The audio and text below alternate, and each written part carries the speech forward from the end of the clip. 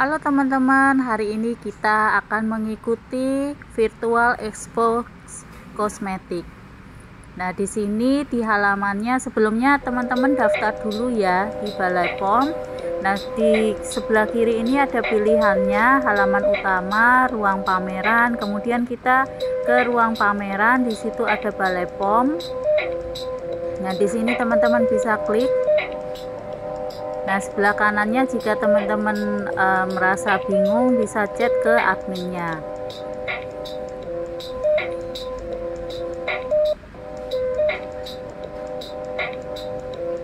Kemudian kita klik lagi panggung utama. Nah, sebelah kanan ini ada industri kosmetik. Kemudian series positifnya ini belum nampak ya teman-teman, belum. Oh, ada teman-teman. Nah, ini mulai live. Nah, tadi saya nonton juga live-nya sama Balai POM, kemudian Badan Hukum, dan sama industri kosmetik.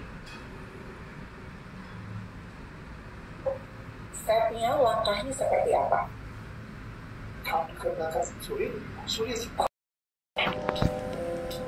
Nah, kemudian ini adalah industri kosmetik. Ada beberapa macam, jadi teman-teman jika ingin memilih atau bertanya bisa langsung chat aja di sebelah kanan.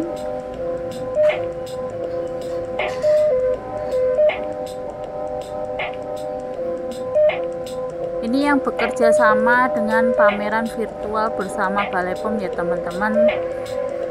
Ada beberapa, ada Mustika Ratu juga, kemudian ada Malida, Sterlindo, Nucifera, Texian Manindo. Jadi teman-teman bisa pilih Urban Asia, M Skincare, Equity, kemudian Skinsol, Alea, Herbal Love Indonesia, Derma Beauty Indonesia, Immortal Group, Fabindo Sejahtera, JD Vindo, Kaizen Skin Expert, Nonabi, Dermavos, Mulia Kairos Industri, NR Herbal Care, Larissa Anugrah Sejahtera, Rama Cipta Mandiri, Galenium, Ekodermo, Kirana Andintita, Sarana, Amerta Kosmetik, kemudian Continental Kosmetik, Cosmax Indonesia, sama Gemini Indah Cemerlang, ada juga Bali Alus, Akusara, Murni Cahaya Pratama, Bio Kosmetiklon, SY Natural Kosmetindo.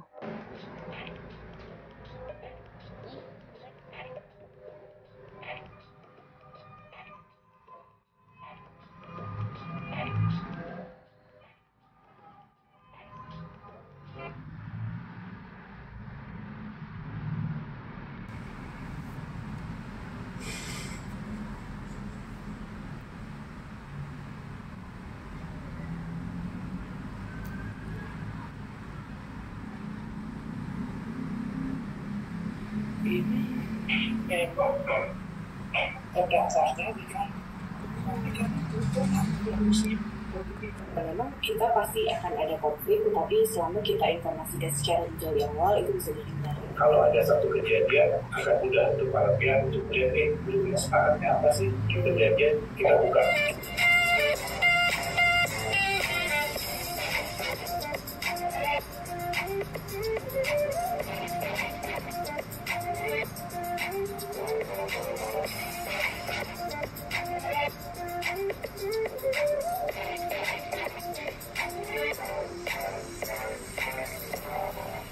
Hai, selamat datang kembali. Tentunya hari ini masih bersama saya Cika Udika dalam Positif Podcast Kosmetik Inspiratif persembahan dari Badan POM. Wow, sudah ada beberapa episode yang mungkin para positive people sudah lihat. Kali ini tentunya pembahasannya tidak kalah menarik.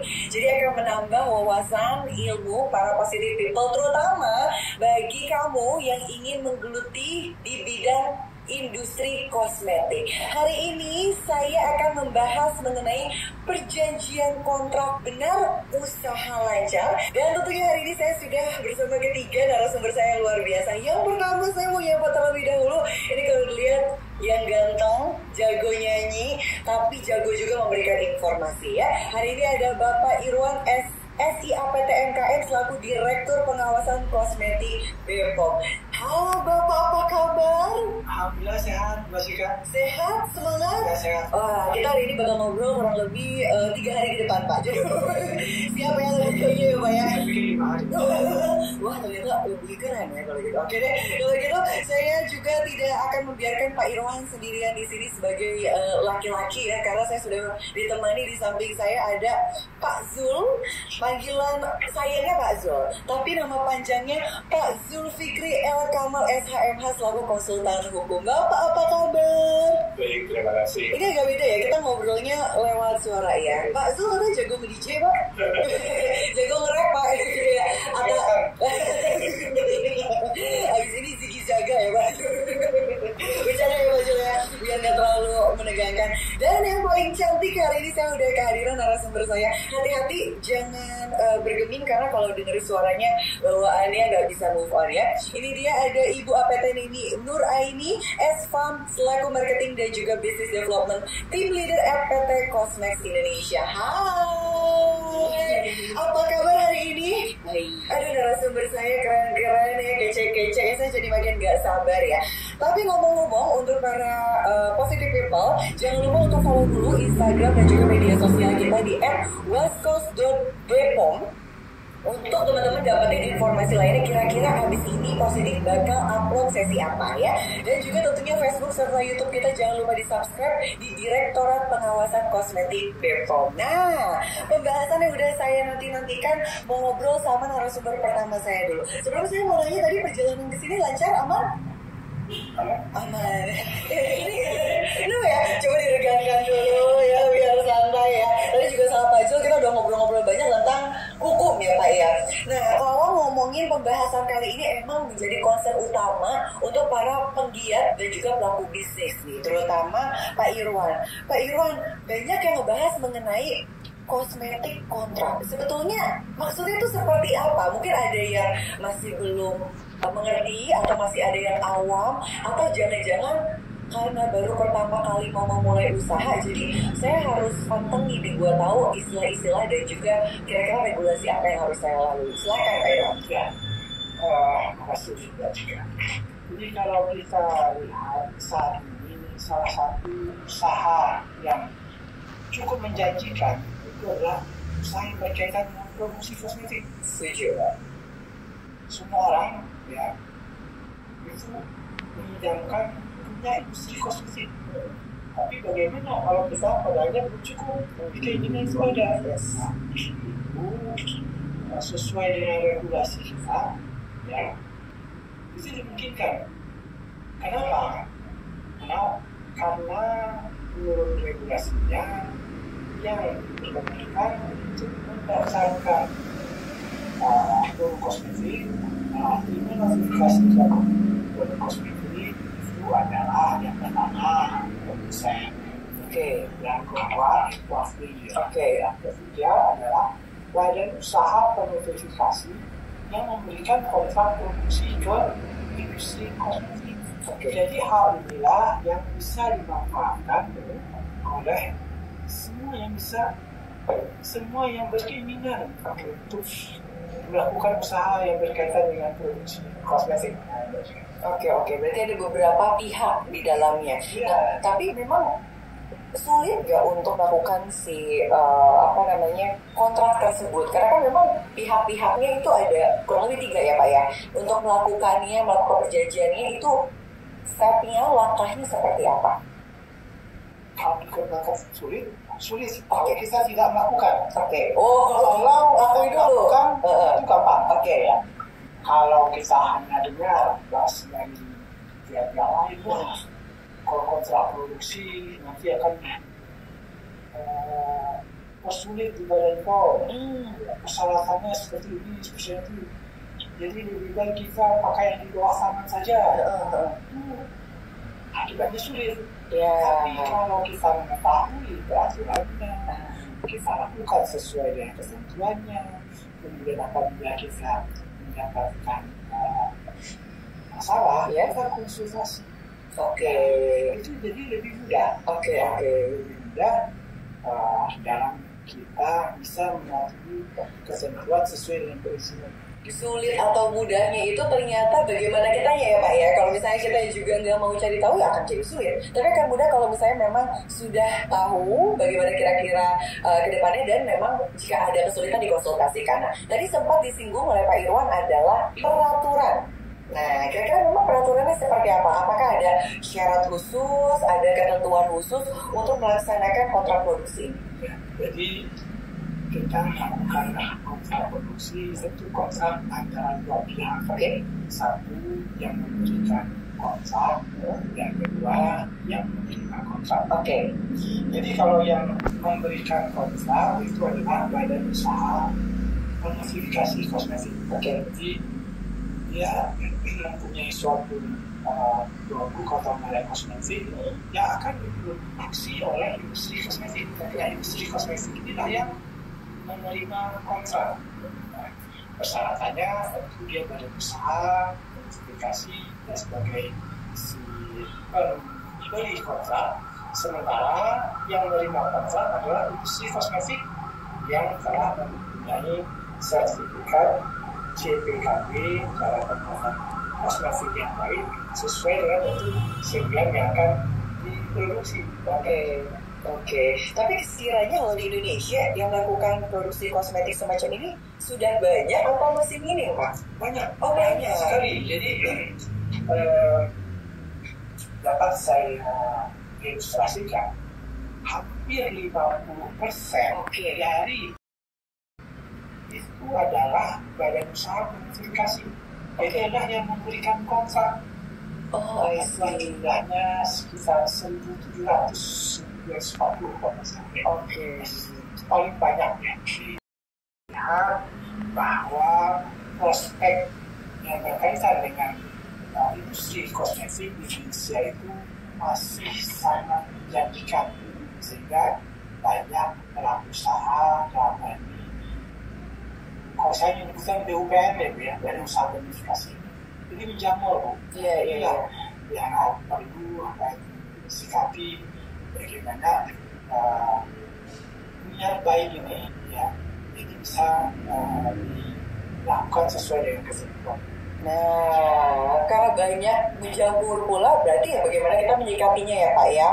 Pastikan juga tahu step by stepnya dan juga ketentuannya. Nah, saya juga mau ngobrol sama Ibu Neni. Hai, Kak Neni kali ya.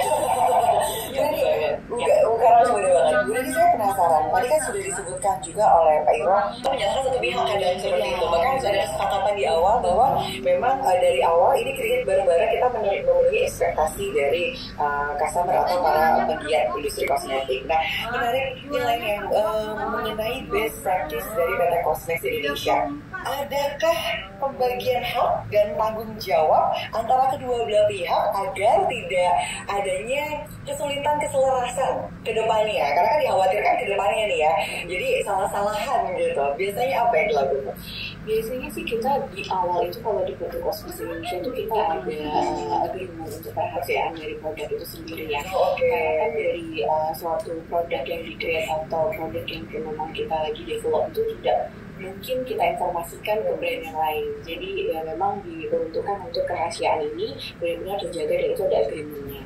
Nah, lalu dari situ kita juga menjelaskan ke mereka terkait dengan prosesnya seperti apa, timeline-nya bagaimana, produknya nanti bagaimana, terus dari produk tersebut apa yang kita bisa klaim, apa yang kita tidak bisa gitu. Karena memang nggak bisa dipungkiri pasar itu sangat menginginkan suatu hal tuh yang instan gitu. Jadi memang mereka juga meminta untuk klaim yang berlebihan karena persaingan juga cukup ketat ya di luar sana.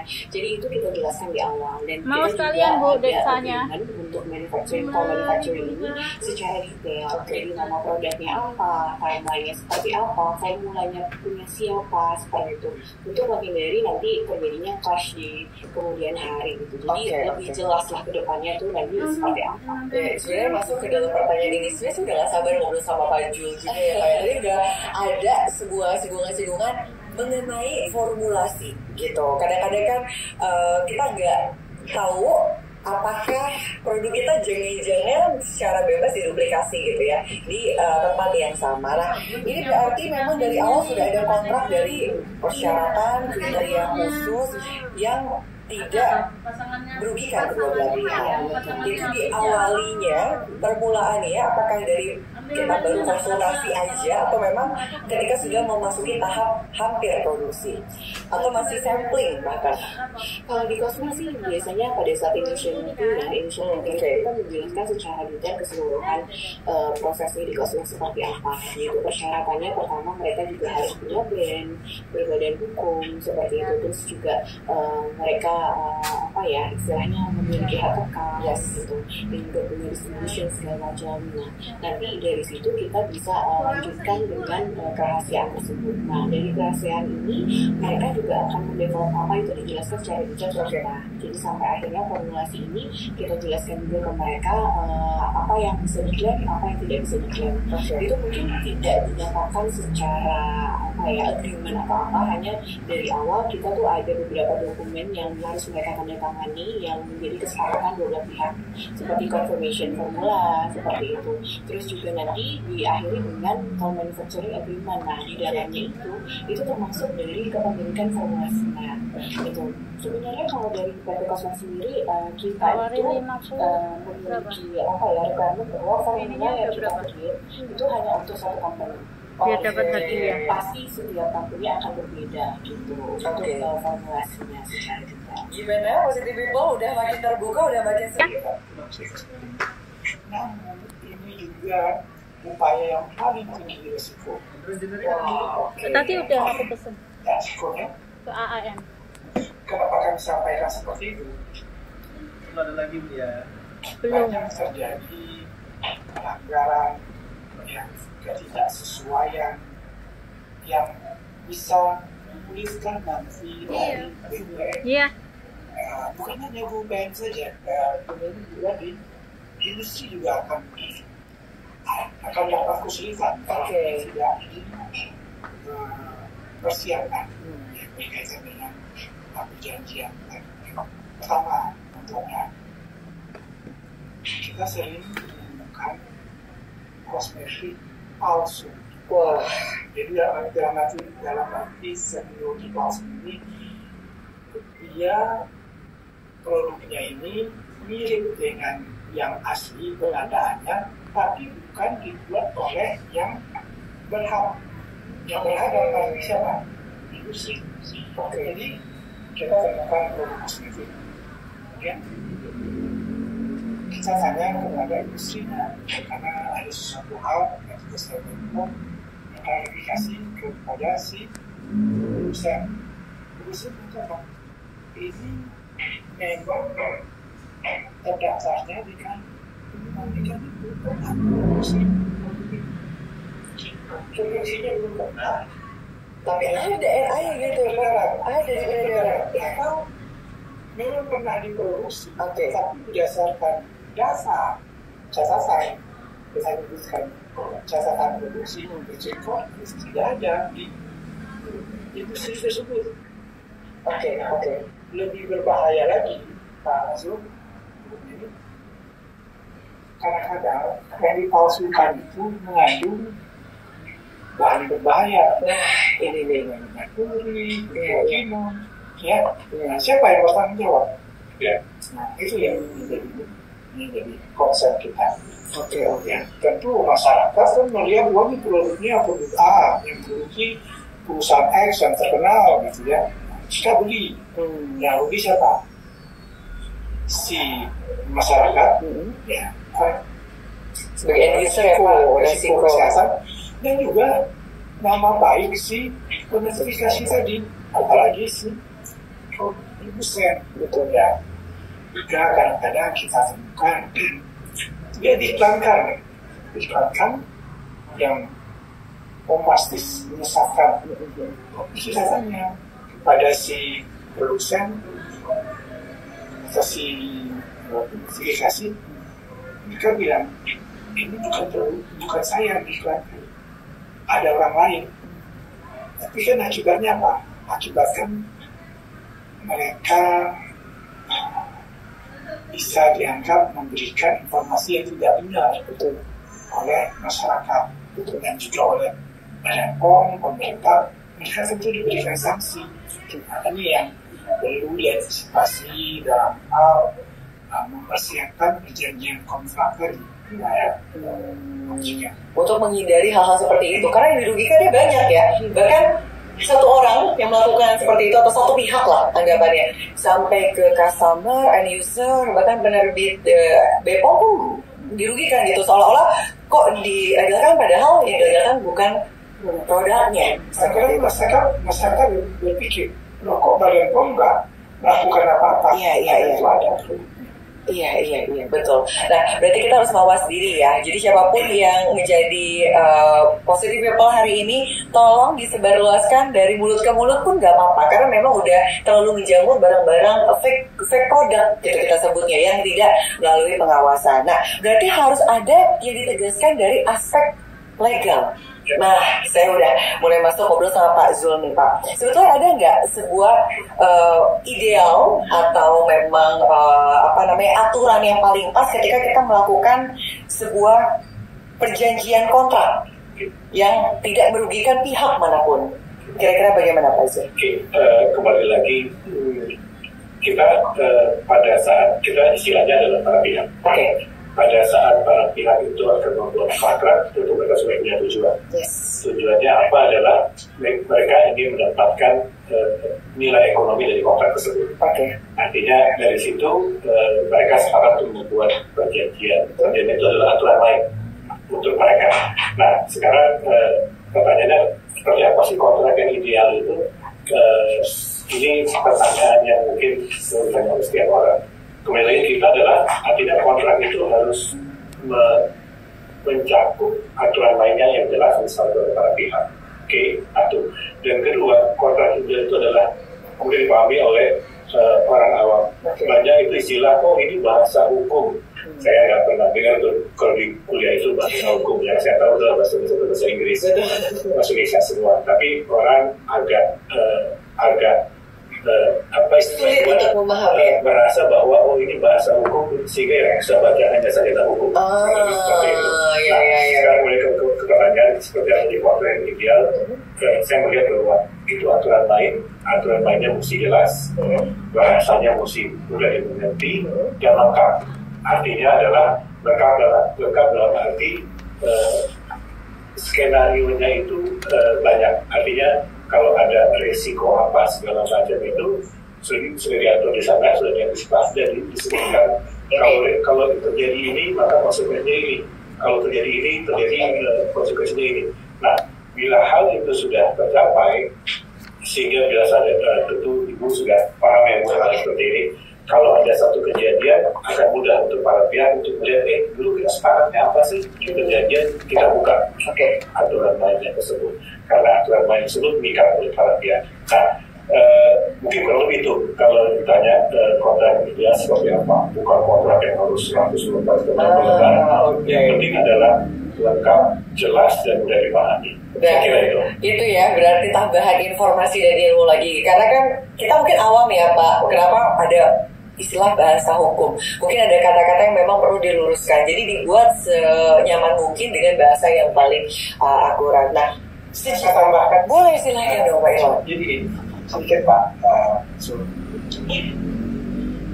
berdasarkan evaluasi kita, pengalaman kita, kebanyakan terjadi permasalahan kontrak produksi ini ya pada perjalanan itu terjadi karena kontrak produksi istilahnya di bawah tangan atau pinjam merek ya atau nama ini itu tidak terdaftar di Badan POM, jadi hanya mereka saja yang berdua yang tahu. Nah, terjadi permasalahan ya, baru lempar-lemparan. Wah, ini tanggung jawab Anda, ini tanggung jawab ini. Padahal ini sebenarnya sudah ada secara umum payungnya menyatakan bahwa kalau yang kontrak produksi, maka yang mendaftarkan itu adalah yang pemberi kontrak yang memberikan kontrak itu memang kita peraturan itu dibuat, disusun itu memang untuk memberikan jaminan nantinya siapa yang bertanggung jawab. Kadang-kadang itu dilakukan supaya si produk yang dijual ini mungkin harganya murah, dia berikan sebelum ke industri yang belum CPKB belum punya sertifikat. Jadi betul produknya itu sebenarnya belum untuk kontrak produksi. Ini kita sudah berikan. Saya kira yang terjadi permasalahan di perjalanan kontrak produksi. Apakah produk itu palsu, apakah produk itu tanpa izin mengandung bahan berbahaya? Karena berusaha menghindari peraturan yang sebenarnya itu melindungi diri dia sendiri. Gitu. Itu yang memang perlu di awal-awal dipahami oleh UTN, ya berikanlah kontrak produksi itu dan kepada industri yang berhak menerimanya, mempunyai sertifikat CPKB dan daftarkanlah produk itu sendiri, bukan atas nama si industrinya. Supaya apa? Supaya tanggung jawabnya nanti memang sesuai dengan apa yang kita lakukan gitu. Kadang-kadang pengen cepat, pengen lengkap, jadi caranya berbagai macam gitu ya. Pengen cepat-cepat jualan, tapi sebetulnya nantinya ke depannya akan sulit untuk proses hukum. Nah, saya menarik, sebelum saya masuk ke pertanyaan selanjutnya. Nah, kasus yang dialami tadi yang tadi disebutkan oleh Pak Irwan, kalau sudah terjadi, apa yang harus dilakukan? Siapa yang menjadi pusat kesalahannya? Nah, apakah ini akhirnya akan menjadi ambang saja gitu? Karena kan yang sudah-sudah pasti jadinya salah-salahan ya Pak ya. Dia nih mau nyalain siapa? Kira-kira bagaimana kalau solusi dari pihak hukum? Kalau saya sih mungkin akan melihat dari apa sih yang mereka sepakati misalnya. Itu kita berangkat dari sana dulu. Tanggung jawabnya siapa yang tidak melakukan kewajiban yang baik. Satu. Terus kedua, kalau di kontrak itu kita menghargai namanya etikat baik. Oke. Artinya dari penerima kontrak, pemberi kontrak, siapa sih sebenarnya yang tidak beretikat baik. Dari situ kita bisa pelajari. Mungkin sedikit menanggapi dari Pak Irwan tadi sampaikan, sepertinya pelaku bisnis itu ingin potong kompas ya Pak ya. Iya. Ingin potong kompas. Tidak semua Pak, tapi ada yang karena memang pemahaman mereka masih kurang. Sebagian masih mereka berpikir dengan potong kompas itu bisa lebih cepat, lebih efisien. Karena itu membahayakan mereka. Walaupun mereka nggak sadar pada akhirnya mereka mungkin akan mengeluarkan lebih apabila dibanding kalau mereka dari awal dimulai dengan benar. Saya kira itu kejadian Pak ya dengan teman-teman yang tidak paham mungkin ya Pak ya. Mungkin tidak paham atau mungkin juga memang beritikat untuk potong kompas untuk mengurangi biaya-biaya seperti itu. Saya nggak paham. Tapi itu yang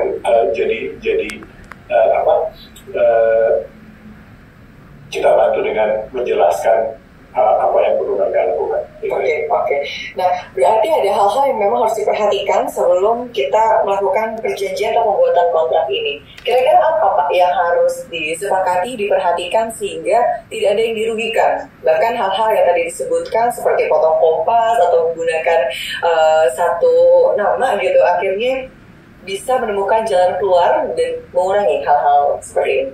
Oke, nah kembali lagi bagaimana kita menyusun kontrak ya Bu ya? Pertanyaan. Oke, tentu untuk bisa menyusun kontrak, harapnya mesti paham dulu mereka maunya apa. Kira-kira Ibu sudah sangat paham ya Bu ya? Oke, dari mereka pada saat sebelum bertemu dengan industri, para pelaku sudah punya di kantor mereka. Saya maunya ini. Sementara dari pelaku bisnis sendiri juga dari industri sudah punya standarnya Bu ya. Oke. Dan kembali lagi pada saat itu mesti ketemu, duduk bareng dan menemukan kompromi. Nah, kembali lagi ke pertanyaan Ibu, apa sih yang perlu ada di kontrak? Biasanya adalah pertama kesepakatan bisnisnya mesti jelas. Oke, satu. Terus kedua, di kontrak telah bayar apa sanksinya? terus berapa lama kita mesti nunggu, dan kapan kita bisa terminate kontrak. Hal tersebut yang biasanya harus ada di kontrak. Dan beberapa kali biasanya dispute itu terjadi kalau hal tersebut nggak ada. Perbedaannya adalah pada saat di awal kontrak semangatnya masih semangat ya Pak, kita masih sama-sama gitu. Kalau kita istilahnya orang masih pacaran gitu loh, masih semangat, senang-senangnya. Pak Zul gitu ya kalau pacaran. Emang sih pernah dengar ya Pak? Itu untung loh. Pada saat bikin kontrak itu kita masih semangat, masih ada ambisi ya, punya target segala macam.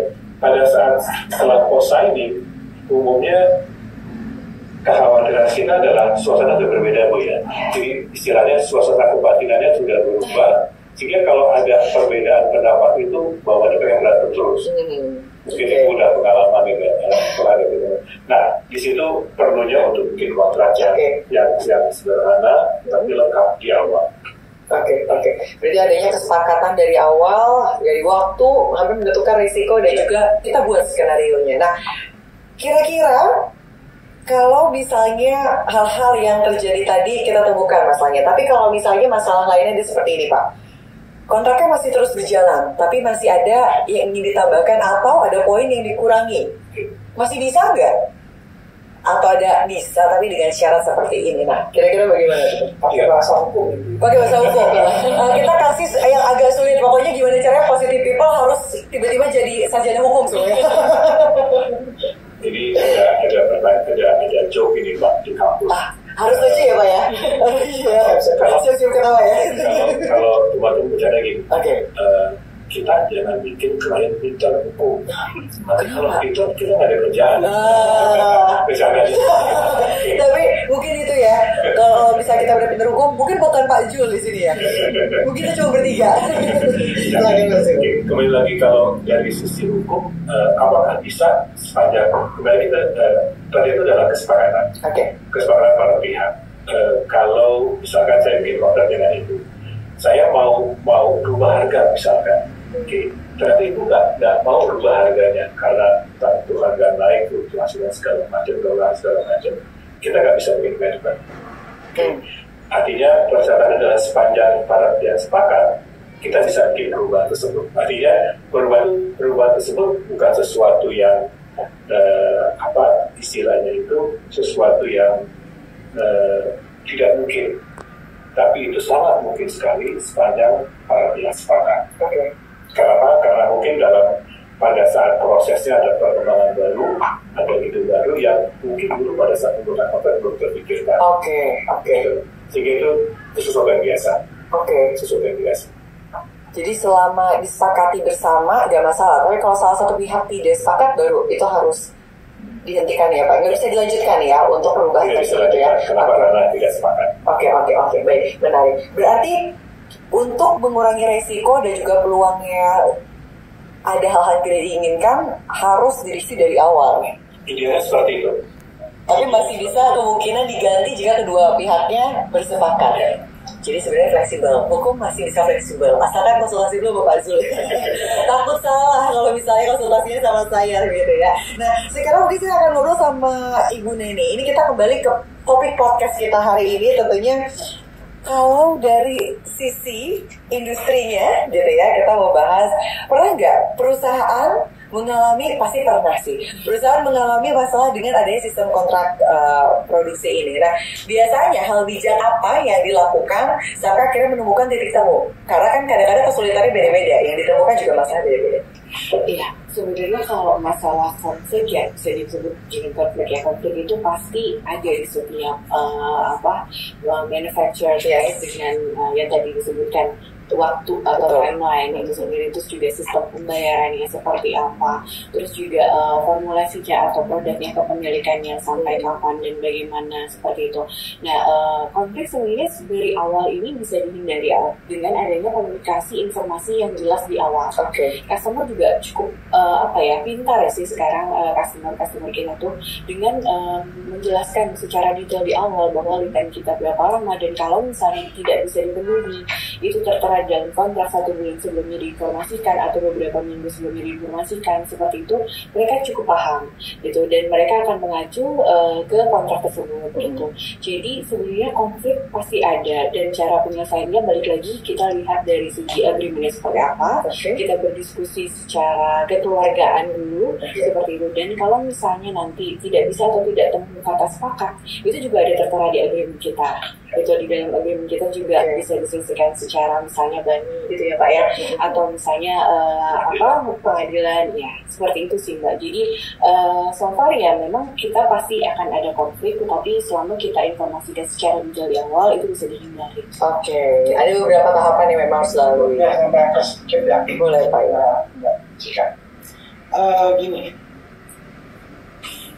kadang-kadang industri itu melakukan kontrak produksi itu kepada BUPN. Nah, kadang-kadang mereka nggak kenal BUPN. Kenal sih ya, maksudnya di mana tempatnya, siapa orangnya. Pernah saya diskusi sama Pak Zul. Pak Zul, kalau kita kontrak itu yang penting kita percaya pada itu yang paling penting itu. Bagaimana kita bisa percaya kepada dia? Kita nggak tahu rumahnya di mana, usahanya di mana, siapa dia. Nah, ini banyak terjadi permasalahan di kontrak produksi. Ya. Nah, pelaku industri kita tanya, menyatakan kami nggak pernah berkomunikasi, ya hanya by WA, kemudian pengiriman barang pakai delivery yang online gitu, jadi tidak pernah ada komunikasi, ya. Nah, kemudian terjadi permasalahan, siapa orangnya juga tidak tahu, ya, di mana tempat tinggalnya juga tidak tahu, penduduknya dipalsu juga tidak tahu. Itu yang pertama dari sisi produsen, dari sisi industri. Dari sisi BUPN juga harus tahu industri itu industri seperti apa. Nah, kami selalu melakukan, lihatlah industri itu seperti apa. Tentu kita dipunyai hak untuk melihat bagaimana proses produksi. Jadi produksi di perusahaan A. Nah, BUPN melihat proses produksinya itu seperti apa. Ya, itu punya hak untuk seperti itu. Ya. Dan kami menyarankan BUPN itu langsung berkomunikasi, berdeal sama si industri. Jangan sama calo. Oke. Jadi ini perlu diantisipasi, diwaspadai. Itu ada calo-calo yang ya kami akan urus nomor notifikasinya, tapi kami bukan industri. Ya, bukan cepat, dapatnya biasanya kadang minggu. Tapi dia akan tolong nih ke industri A, industri B, industri C. Sebenarnya kita nggak tahu nih siapa nih industri. Kita nggak tahu, jadi produk kita tuh nggak jelas kita kualitasnya ini seperti apa. Ya, jadi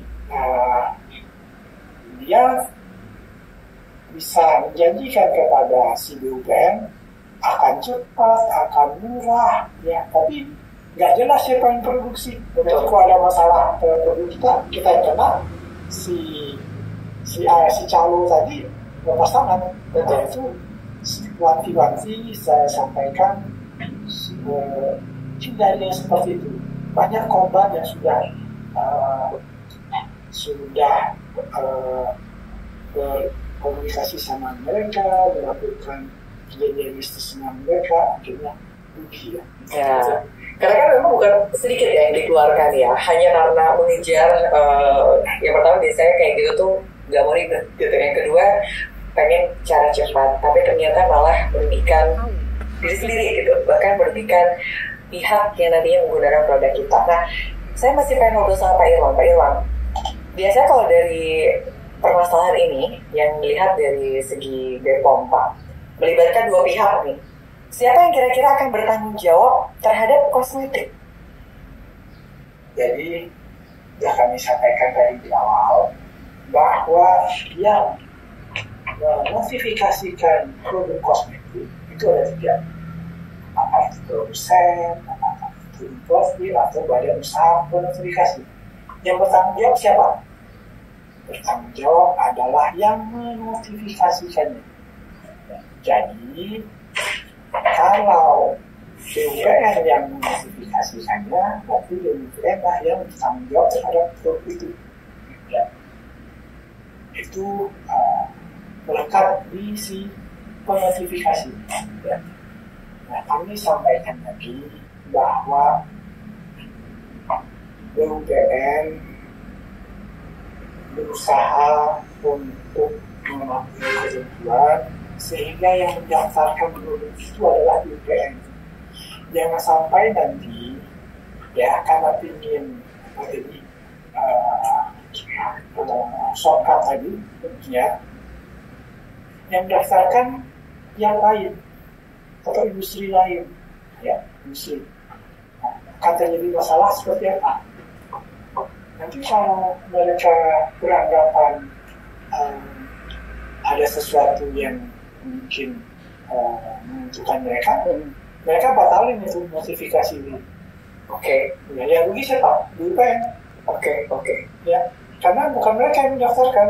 Mereka dari sisi hukum, dari sisi Badan POM, dari sisi pengawasan, si penotifikasi, si BUMN yang tidak mendaftarkan sendiri produknya di Badan POM itu tidak kita. Oke. Ya. Baik, jelas ya berarti semuanya ya, dan tentunya untuk para positive people, kalau masih ada pertanyaan silahkan di drop di kolom komentar, nanti kita undang lagi nih Pak Irwan di sini, Ibu Neni ke sini, Pak Zul ke sini untuk membahas lebih dalam lagi, karena memang permasalahan ini cukup kompleks, banyak banget yang ngerasain sampai bingung gitu ya harus jalannya kemana. Nah, tidak terasa kita sudah ada di penghujung acara. Silakan sekarang setiap narasumber memberikan closing statement dari pandangan bidang masing-masing. Tentunya Pak Irwan dari BPOM tentunya ya. Selanjutnya juga pandangannya Ibu Neni selaku pelaku industri kosmetik, dan tentunya pandangan Pak Zul yang paling sering nih dapat seperti ini gitu ya, konsultasi hukum dari segi legal. Silakan kita mulai dari Pak Irwan. Yang pertama nanti saya bisa membuat kata-kata yang nggak bisa ditiru orang. Wah, jadi tolong kalau gitu saya ganti ya, biar Pak Irwannya bingung. Jadi seperti kontrak produksi merupakan satu bisnis yang sangat respect. Oke. Namun itu harus didahului oleh perjanjian kontrak produksi yang memberikan kepastian hak dan kewajiban baik oleh si penerima kontrak maupun si pemberi kontrak. Namun semua itu tetap harus didasari oleh peraturan dan ketentuan yang ada. Gitu. Wah, luar biasa, tepuk tangan dulu untuk Pak Irwan nih.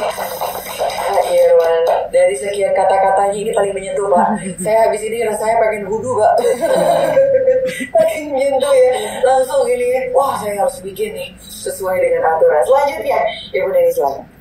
Ya, kalau dari segi pandangan saya sebenarnya positif sekali ya dengan diadakannya informasi seperti ini. Jadi dari pelaku bisnis dari kosmetik itu sendiri juga bisa tahu bagaimana cara bekerja sama yang benar, dan juga bisa lebih paham pemilihan dari manufacturernya seperti apa, seperti itu untuk keamanan mereka dan juga untuk menjamin dari produk-produk yang mereka riliskan nantinya. Oke, nah biar lebih nampol lagi terakhir dari Pak Jul, silakan Pak Jul. Mungkin ada beberapa hal yang perlu jadi perhatian teman-teman yang akan membuat kontrak. Pertama adalah tujuan kontrak itu adalah untuk keuntungan finansial kedua belah pihak. Artinya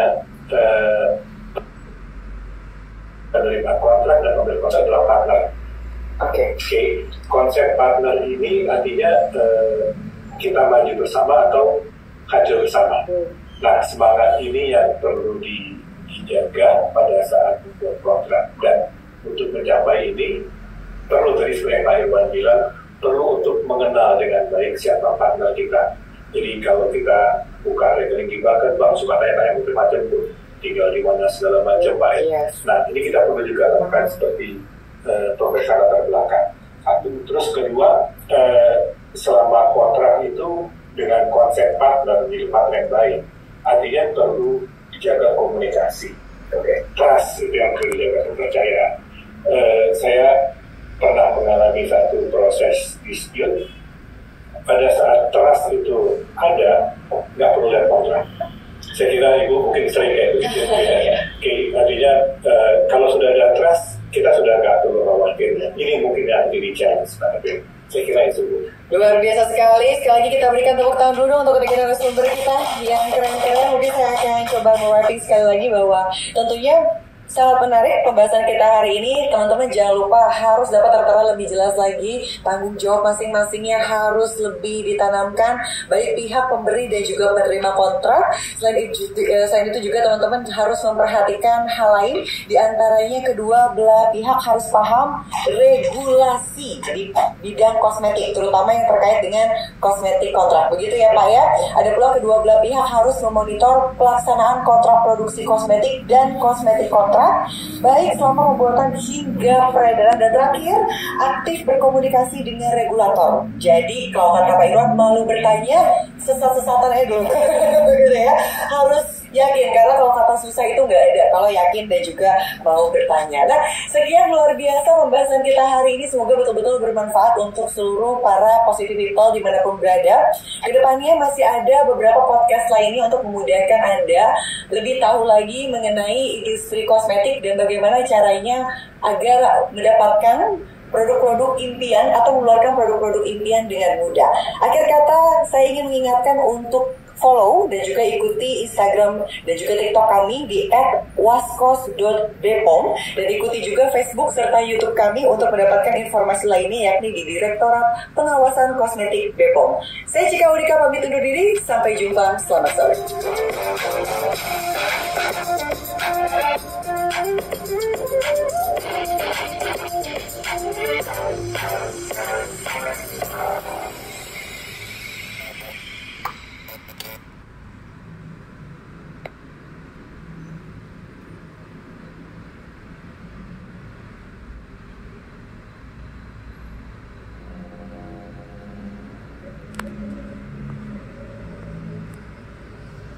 Ini memang terdaftarnya di kan, tapi kami belum pernah memproduksi produk itu. Memang kita pasti akan ada konflik, tetapi selama kita informasikan secara detail di awal, itu bisa dihindari. Kalau ada satu kejadian, akan mudah untuk para pihak.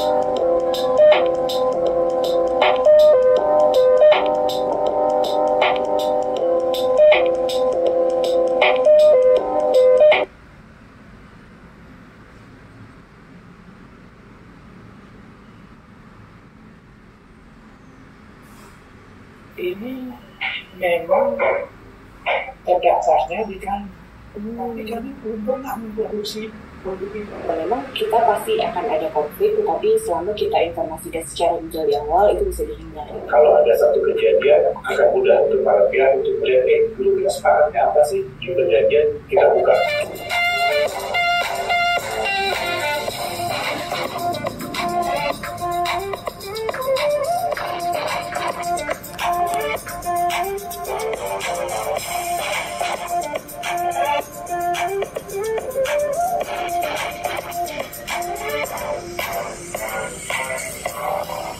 Hai, selamat datang kembali. Tentunya hari ini masih bersama saya Cika Udika dalam Positif Podcast Kosmetik Inspiratif persembahan dari Badan POM. Wow, sudah ada beberapa episode yang mungkin para positive people sudah lihat. Kali ini tentunya pembahasannya tidak kalah menarik. Jadi akan menambah wawasan ilmu para positive people, terutama bagi kamu yang ingin menggeluti di bidang industri kosmetik. Hari ini saya akan membahas mengenai perjanjian kontrak benar usaha.